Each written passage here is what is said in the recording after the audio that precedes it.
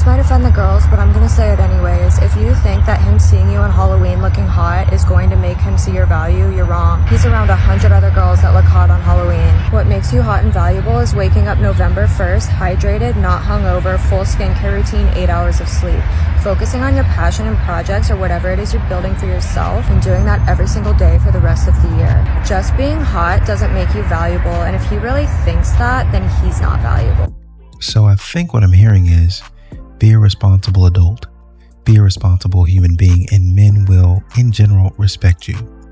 Okay, here is why more and more young women are rejecting feminism and just do not want to be associated with it at all. I think these younger generations have really, really good BS detectors. So on its face, feminism sounds great, right? Equality for all and girls supporting girls. That sounds so beautiful. But the second you kind of test that out, you very quickly find that it has just become a total facade. If I'm putting on makeup for my husband to come home from work, or if I'm cooking for him, they get upset. They don't like that. Whoever the head of PR is for feminism needs to be fired. They are doing a horrible job because almost all of their representatives who are outspoken, they just seem so miserable, so hateful, so bitter. It doesn't look fun at all. Nothing about that sounds appealing. I think that's why we're starting to see the trad wife stuff on TikTok, is because people are so sick of the other side, so done with the angry, man-hating, putting women down. Ugh, it's boring, it's old, we're done with it. You don't have to like me, you don't have to like other women on social media. You can call everybody names and be upset, but just don't pretend that you support other women, because you don't. And a lot of people are seeing right through it. Don't believe in feminism. I think that if men are willing to do more and do more, then they should make more. That's the first argument. Everybody's like, men shouldn't make more money than women. I don't want to be a carpenter. Get up for me. I want your seat.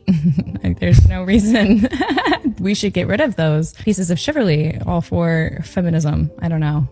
Like you said earlier, we're taking it too far. We're taking it too far. I think that there are certain positions in society that are comfortable for a woman. And when you start pushing the men out of the other positions, then the women have to step into the ones that are uncomfortable for women. And I'm not willing to do that. I wasted 10 years on feminism and woke culture. And when did you realize that it was a lie? Probably a year ago. A year ago. That's the problem. What made you realize? And it's interesting. I started really listening to Andrew Tate's long form content. Yeah. Nice. And understanding truly what he meant. Yeah. And it really changed everything for me. Okay. How I viewed men and women and relationships. So you think the biggest lie of feminism was a lie, I guess? Yeah. Fair unfortunately. Enough. What's the biggest lie that feminism sells women, in your opinion? That women don't need a man. Actually, you accepted that it was a waste of your time a year ago, but you've been knowing probably for the greater part of the decade that it was a waste of time. But a lot of modern women, and props to her for realizing and turning away from that, a lot of modern women know that, hey, maybe this is not the way to go, but my friends are doing it, so maybe I'll continue to do it. And they continue to do it and get themselves in a bind. And now you're realizing it after 10 years, almost 11 years, that maybe I made a mistake. Imagine what that's like, living like that and making a mistake and realizing you just wasted 10 years, 10 whole years, a chunk of your life. Let's say you live to be 90, 100. You just wasted 10% of your life on stupidity. I won't cook. That's fine, I'll do it myself. If the place gets dirty, I'm not gonna clean. That's fine, I'll do it myself. I am empowered, I am not washing dishes. That's fine, I'll do it myself. Lastly, I don't want to pay any bills or for my personal expenses. That's fine, I'll do it myself. Hey, so when do you want to go on a date? Date? What do I need you for? Wait, but you're who I'm looking for. No! If you have not seen the Katy Perry Woman's World music video, it is pretty bad. Pretty bad. And it's gotten such a universally negative response that Katy herself actually had to release the video explaining that the first half is supposed to be satirical. But I, in this video, am going to explain why none of that satire lands and where it all went wrong. First, let's go over the concept of the music video, which I don't think is bad in itself.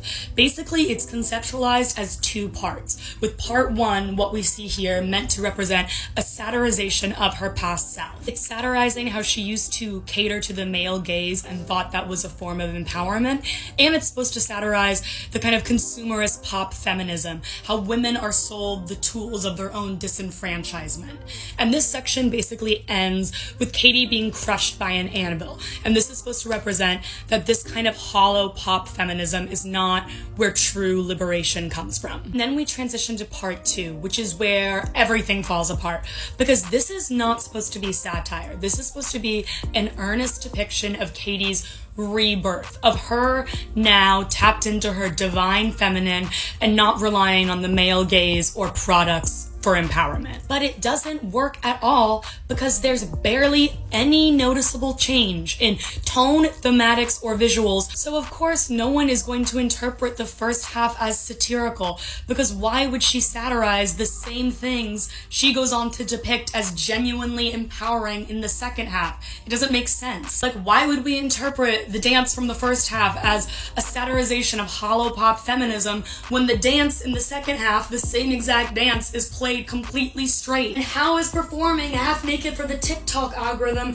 any thematically different than performing half naked for the male gaze? Why would we interpret the bedazzled power tools from the first half as satirical when there is a bedazzled car uterus keychain in the second half framed as an earnest representation of girl power? Why would we interpret her outfit from the first half as a satirical depiction of a woman pandering to the male gaze when she basically wears the same exact outfit in the second half, in her divine feminine section? Like, they even have her body oiled up in the same way. How is driving a monster truck in a cyborg bikini with Trisha Paytas any thematically different than what was going on in the first half? And the fact that they use the same shade of Hooters orange for the monster truck, like, why are you carrying the visual cues from the satirical part into the earnest part? This is like language of film 101. I think the most damning evidence is that the music video begins with Katy Perry in the clouds holding the tools of her disenfranchisement, and it ends with Katy Perry in the clouds holding the tools of her disenfranchisement, only now we're supposed to interpret it as a sleigh. She absolutely cooked. She absolutely cooked. And this is what men be trying to tell modern women. The stuff that y'all be into, it's not what you think it is. It's a bunch of foolishness. Sure, could men improve themselves and help you and be more respectful or protective of you? Listen, there are a lot of dudes out there that are trying to do that, but you keep on blaming all men and saying they are trying to oppress you and hold you down just because the dude tries to give you a little bit of structure, tries to give you, I need somebody to lead me. Okay, don't go over there. I'm going to do whatever I want to do. And this is what you end up with. The message that you were trying to get out to your audience does not land because you were out here doing stupid stuff in the beginning. And because you don't have a brain, you ended up with that same stupid stuff. And then and the point that the object lesson, the point that you were trying to make, the value add, it never came. It never arrived because you spent your time trying to get back at the man only to take the ideas that the supposed man gave you and continue with them. Well, it's empowering because I'm doing it because I want to do it. No, stupid. You're still objectifying yourself. It doesn't matter whether you're doing it for him or you're doing it for yourself. It still does not need to be done. These modern women think because I'm going to take what he did and I'm going to ramp it up 10 times to show him that I can do it 10 times better than he can, than he ever would. And I can take my power back by being more powerful in this. No, stupid. You take your power back by not doing it. Just don't do it. Hey, these men want me to show my body. I just won't do it. These men want me to talk this way or act this way. Instead of doing more of it, I won't do it at all. I'll act this way. I'll be the way I need to be because I'm a lady. But when you're not a lady, you don't know how to act like one, you don't know how to be feminine, this is really what you get. That's too bad. Feminism. Feminism is a scam. It was originally a good thing. It meant for you to go out and get education, to leave the house on your own, to be able to vote, to get health care. It was not meant for you to go and work your butt off to come home and put food on the table. It's not your job. It's not your job to put a roof on the family's head. This is the man's job. Stop fighting to get the same rights as men. Stop fighting to be head to head with a man. Stop fighting to pay the bills or 50-50 and getting all those men's rights. You are a woman. You are a precious, beautiful, soft thing. Your job is to make a house that a man provides, a home, to have kids, to raise those kids without issues, to raise kids that do good in the community, that are mentally stable, that are emotionally stable, that don't grow up and Mike tells you I want to be Michelle and Michelle tells you I want to be Mike. Take care of your family. Stop fighting for rights that are not meant for you. The easiest example of a feminist pick-me would be Carrie Bradshaw from Sex and the City. If it wasn't for her feminist persona, she wouldn't have made it to becoming a writer in New York, living that lifestyle. Yet, everything that she does is stereotypical patriarchal expectations of a woman. She takes the best of feminism, a woman who is significant, accomplished, has a lot of money, but then she dances to the patriarchal drum, which is who she really is in character, chasing after a man, competing with other women, being an ultra cringe pick-me who is always feeling sorry for herself. Carrie cannot allow space for anybody else to shine. Imagine having her as your manager, a co-worker, or in a highly male-dominated industry, just being you and her. She'll play all the patriarchal cards to gain her advantage, and the feminism is only for herself, her own promotion, her own well-being, her own comfort. But the moment there's another woman in this space who deserves to be treated like a human being, she resorts to the patriarchal mindset of seeing other women as subhuman. When you climb the corporate ladder or when you are in business, she becomes your worst nemesis. To your face, she'd be smiling, pretending to be a girl's girl. But when things start to go wrong for you, you know for sure that she's behind it, even though you can't see how she's actually doing it. Double timing feminism and patriarchy is how she learned to cope. When somebody's survival is so deeply tied to that power game and you walk in without a clear strategy, analyzing her unique character and knowing how to outsmart her, that's like walking into a jungle with no protection. 9 women mistaking these women as allies, then give them all the power, all the material to sabotage them, which these types of women are so happy to, because that just makes it easier for them to eliminate you. You gotta learn to fight her curated aggression with yin energy. Never fight fire with fire because it will only backfire on you. She already built a network. She already has systems in place where she cannot be taken down. Fight her fire with water. That's like tsunami. No matter how accomplished you are, you'll never get anywhere if you don't know how to play the power game to win. Here's what you can do. Go to my link in bio, find the social elegance presentation, watch the video, then book a free call with my team to join a program to learn how to play the sophisticated power game. The more you want to accomplish, the more you have at stake. Let's play to win. See you in our program. Feminism is really out here, eating itself and throwing itself back up. Rinse and repeat. Literally. This is your hero. This is your queen. But now all of a sudden she's bowing to the king, the patriarchy. Interesting. even when you are a boss babe in New York, showing all of the things, there's young ladies that grew up on this show. Unfortunately, there's women that still pattern their lives after this woman. This show is still a hit with women all over the United States, maybe all over the world. But all of a sudden, she's bowing to the patriarchy. You literally can never win with feminism. And I don't know why these women are involved in it. If you want to be torn down, if you want to be radicalized for no reason, if you want your time wasted, if you want some of the best years of your life thrown away, then join and be a feminist, a radical feminist, one who doesn't care about really common sense, one that is more concerned about saying stupid stuff, being involved in stupid activities, being involved in wasting time, saying that all men are trash, making false claims. And then at the end of it, people say, you're not a true feminist because you haven't done enough. See, look at the show that you did. You're an actress, a great actress. We love you, but look what you did. You played this person, and this person is not exactly...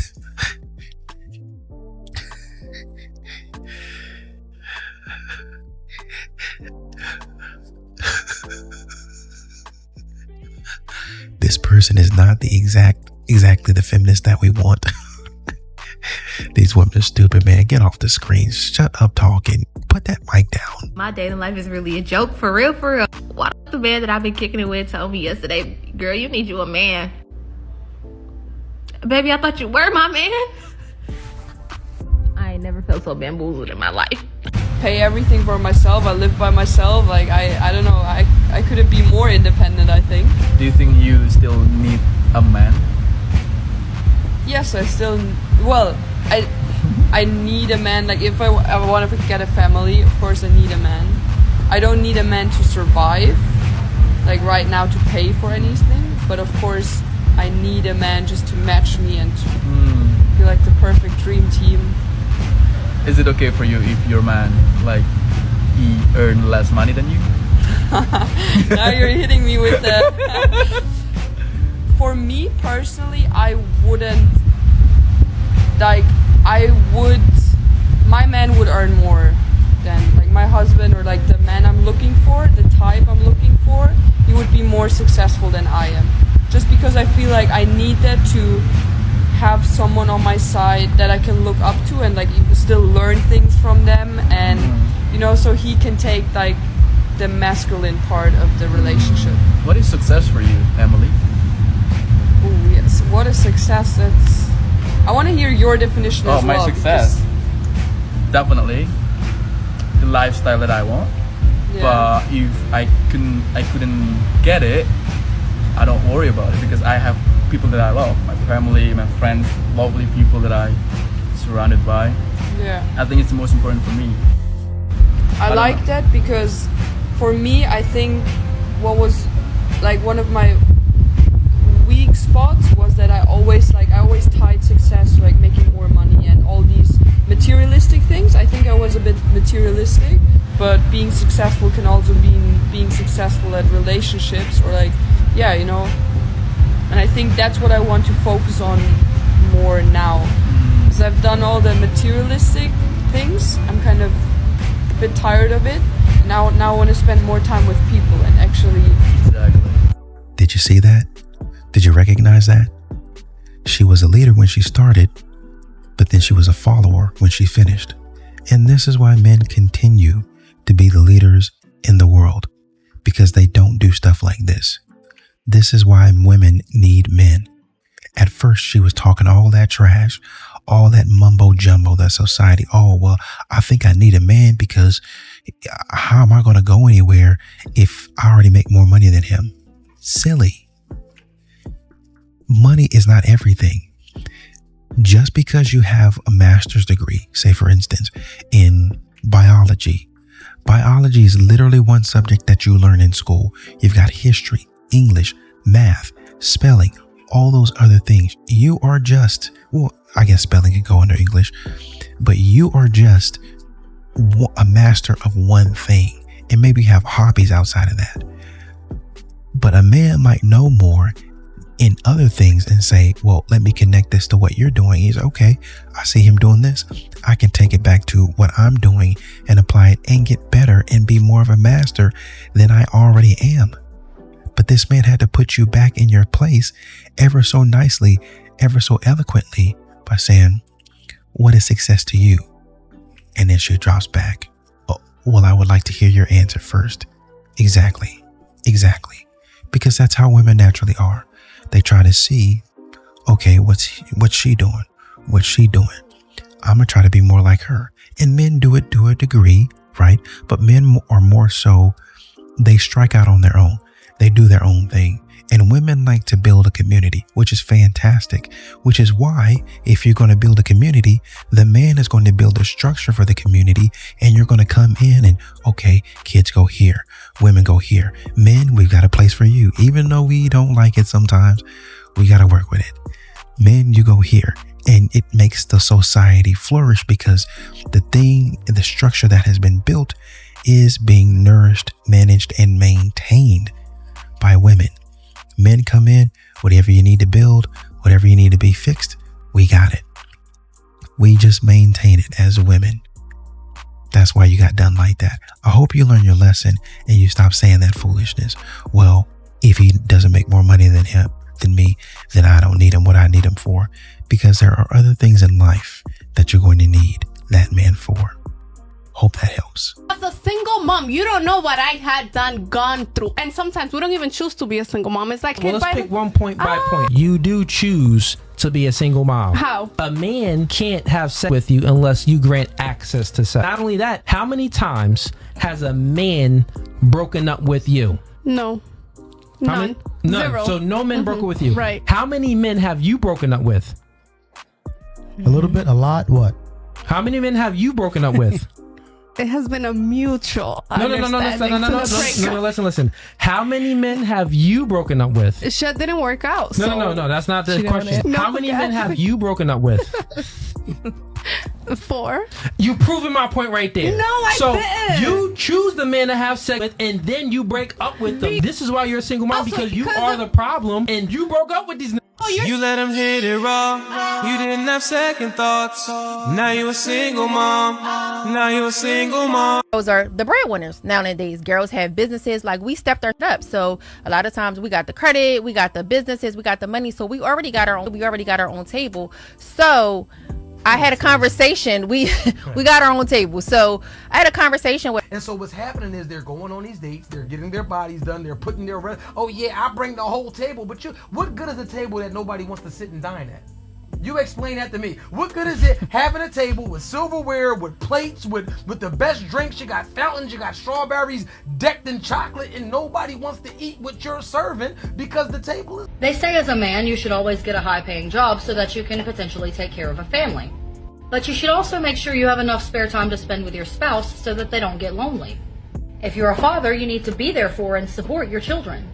But don't try to guide them or structure them or especially discipline them in any way, or you're expected to be masculine in order to be attractive. But you should also get in touch with your sensitive side. But not enough to cry, because that makes you look weak. Women are allowed to hit you, but you should never hit them back. If you even want the chance of having a woman, be prepared to take her out to a fancy dinner and a fancy car and get her flowers and drinks and all of that. But don't expect or ask for anything in return, because then you're pushy. Remember, you have to dote on the girl in every possible way. But in the end, it's her decision as to whether or not all of your time and energy was worth her giving you anything in return. And if she leaves you after a 6-year-long relationship, remember, she's just doing what's best for her. But if you leave her after 6 years, you're a scumbag who obviously never cared. Make sure you're intelligent, or women are going to look down on you. But women are always right, so they're going to look down on you anyway. Plus, if you're really smart, they're going to see you as arrogant. And be confident, because confidence is sexy. But don't be cocky. Sleep with too many women and you're just a man whore who's afraid of commitment. But don't sleep with enough women and you're less desirable because of your inexperience.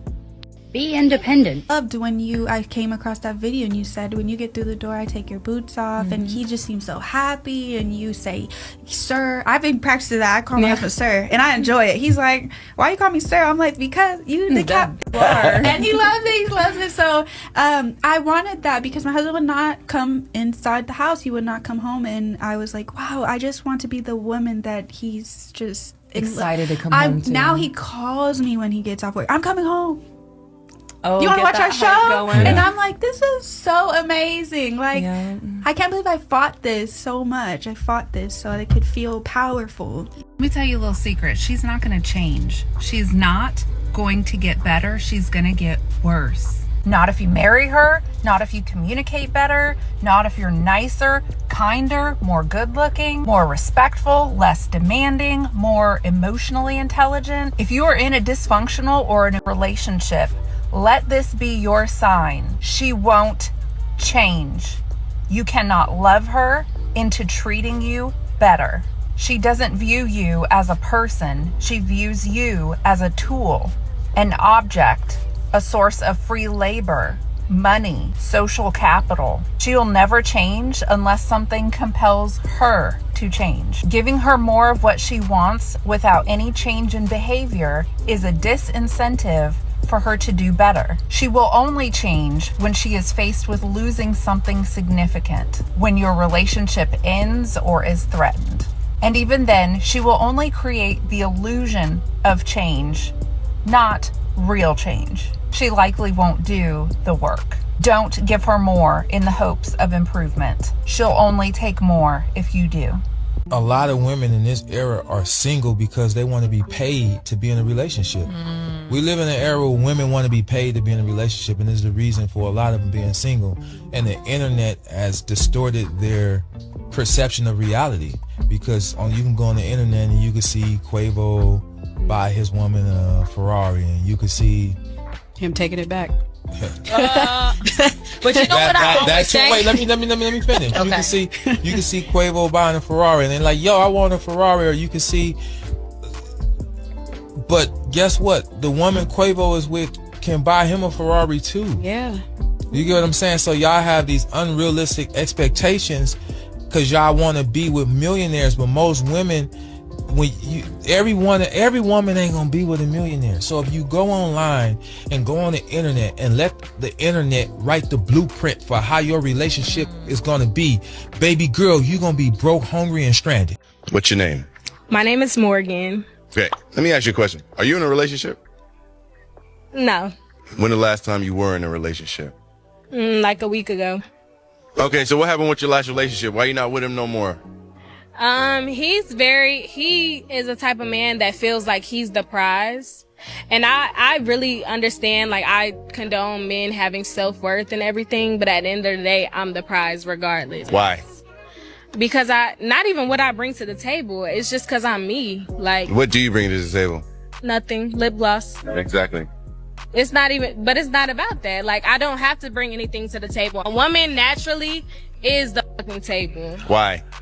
We're nurturers.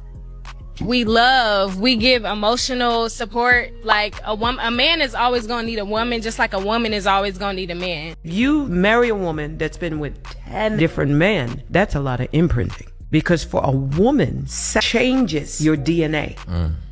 Wow. It changes it. It alters it. This is biologically proven. So you're being imprinted. I would rather be imprinted by the man that I'm marrying and not engage in sort of like a psychological, biological, spiritual orgy. Because now, a lot of times you wonder why relationships are not working, because they're comparing you with other lovers. And because everything happens at a psychological, subconscious level, sometimes people are not able to access why they treat you or respond to you in a certain way when the response is coming from all of these other experiences that they've had. Last night I was at this man's apartment and we were sitting there talking, and he was like, "What are your weekend plans?" And I was like, "I already told you my weekend plans." And then he suddenly came up and remembered what my weekend plans were. And I was like, okay. And then I go, "So what are you doing this weekend?" And he goes, "I already told you I was going to a concert Friday night." And I sat there and I knew this man had not told me. I sat straight up in the bed and said, "Wrong." And he started stuttering. He goes, no, like, I swear I told you." I said, "You need to keep your straight because you're not going to catch me slipping." He already caught you slipping. You were in his bed. Stupid. This is an ignorant statement. What were you trying to prove? The man had you in his bed, mixing you up with another woman, and you still laid your silly behind in that bed. Instead of getting up, You decided, oh, he's not going to play me for a fool. I'm going to get on this case and I'm going to stay in this bed while I get on this case. I'm not even going to get up, put my clothes on and leave. I'm going to stay here and chastise him. But don't you worry, I'm going to chastise you and we're going to continue watching this Netflix show. I'm going to be back tomorrow. As a matter of fact, I'm not going to leave. Ain't going to say that men are trash. If a woman tries to give you a whole little speech, get you on this campaign of, oh, I want to wait, let's wait, especially if she said let's wait until marriage, right? But she has a history of doing it with other people, and bonus points if she has kids, red flag. And not even a red flag for the reason why people typically would think it's a red flag, because most people would think, oh, red flag because she has issues. Yes, she does have issues, but it has nothing to do with that. It's more so that the girl really just doesn't like you that much, okay? So a woman knows by the first date whether she would be willing to do anything with you, okay? So it's just irresponsible of her if she keeps dating you past knowing that she doesn't want to. But even if you marry this woman because she tells you, oh, I want to wait until marriage, but she has the history of not waiting until marriage, she literally sees you as a simp herself. Literally. Okay? If she liked you, like truly liked you, y'all would be doing it. I don't care what that woman believes, wants to believe, what she's doing with her life. None of that matters, okay? I'm back to being single again, although I guess I was single the entire time, really. I'm back to having no one on my roster, and I'm in the phase of dating where I'm just feeling a little bit hopeless.